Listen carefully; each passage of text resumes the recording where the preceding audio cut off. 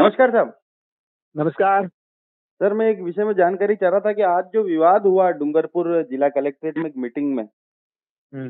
वो किस तरह का संदेश था एक स्वस्थ राजनीति के लिए? आप क्या कहना चाहते हैं इस पूरे मामले को लेकर? देखिए कि देश का जो शासन है वो संविधान से चलता है। जी, बाबा साहब अम्बेडकर ने विस्तृत सिद्धांत दिए हैं कि सरकार कैसे चलती है और ऐसी ही एक सरकार नरेंद्र भाई मोदी जी की चल रही है और सरकार ने दिशा निर्देश दिए हैं, दिशा बैठक को लेकर कि कैसे दिशा बैठक होगी, कैसे उसका संचालन होगा।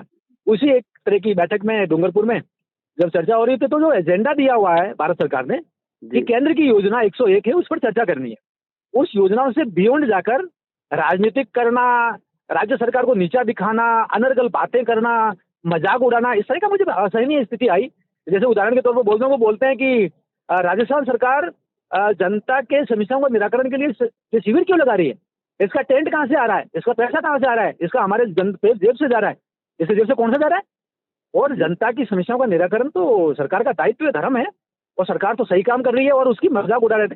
जब हमने आपत्ति की तो उसके बाद तू-तू मैं-मैं करने लगे और देख लेने की धमकी और मुझे लगता है ये ओछी राजनीति पर पहुँचे। सर, एक विषय में मतलब हमने जब राजकुमार जी से बात करी तो उनका ये कहना था कि भई आप जो हैं आधे घंटे से विषय को भटका रहे थे, प्री प्लान तरीके से आए थे, जूते से वार करने की कोशिश भी करी आपने। इस पर क्या कहना चाहते हैं आप? देखिए, एजेंडा है, 1 से लगाकर 101 तक, उस पर चर्चा होनी है। जब हम कह रहे हैं कि एजेंडे पर आओ, तो वो एजेंडे पर नहीं आ रहा, फोकट की राजनीति कर रहा है और विशेष तौर पर ये जो पद है, ये सरकार का पद है, शासन का पद है, इस पर ऐसे काम करना चाहिए। और जब हम उसको कहते हैं, तो हम तो बकायदा उस माननीय सदस्य हैं, माननीय उपाध्यक्ष हैं उस कमेटी के, क्यों नहीं बोलेंगे? कोई गलत है तो उसका प्रतिकार करना हमारा अपना धर्म है। जी। हमें कमेटी के जो निर्देश हैं, उसी के अनुरूप संचालन करना है और यही तो हमारा दायित्व है। किसी की राजनीति करने के लिए कमेटी नहीं है। और नरेंद्र मोदी जी विकसित भारत के लिए जब काम कर रहे हैं तो विकसित डूंगरपुर भी विकसित भारत का हिस्सा है। उससे उसको अभाव में रखने की जो षड्यंत्र है राजकुमार रोहत और उनका, ये नहीं चलने वाला है। ये सुस्पष्ट रूप से सबके जानकारी में होना चाहिए। जी।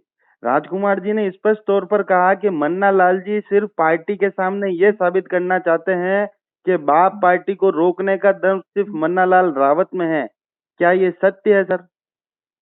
देखिए, भारतीय जनता पार्टी तो असल में एक घोड़ा जो है ना भारतीय जनता पार्टी का, वो तो सब जगह जा रहा है। बिहार में आपने देख लिया, वो सब जगह अपना काम है। राजनीतिक क्षेत्र के कार्यकर्ताओं का अपना काम है।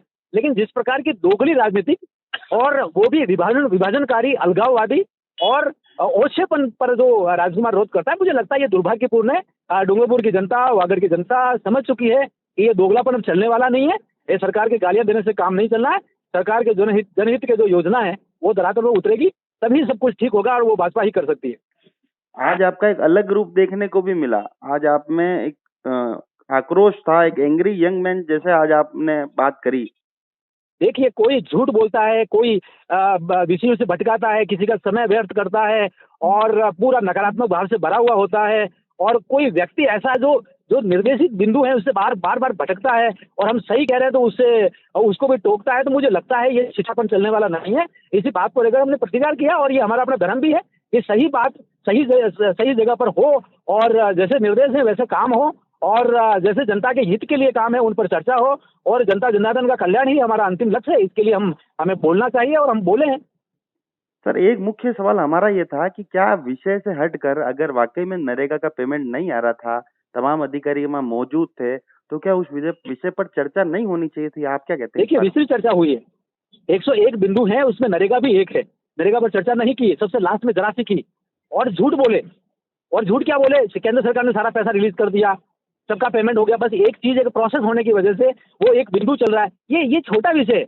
आप सरकार के समस्या निवारण के जो शिविर चल रहे हैं, उसकी मज़ाक उड़ा रहे हो। आप जी, ये कह रहे हो कि वहाँ चावल कौन-सा खा रहे हैं हॉस्टल में बच्चे?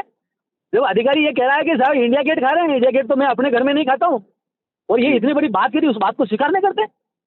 और उसके बाद सरकार के जो नियम है, आपके पास तथ्य है तो बोलें।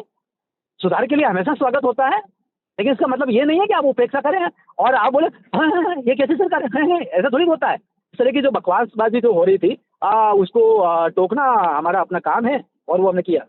अंतिम और आखिरी सवाल, जिस तरह से सड़क के जो एक लोग लड़ाते हैं, वो वहाँ पर जो आप लोग जो संसद में बैठे हैं, विधानसभा में बैठे हैं देखिए, जो लोग। महाभारत क्यों हुई थी?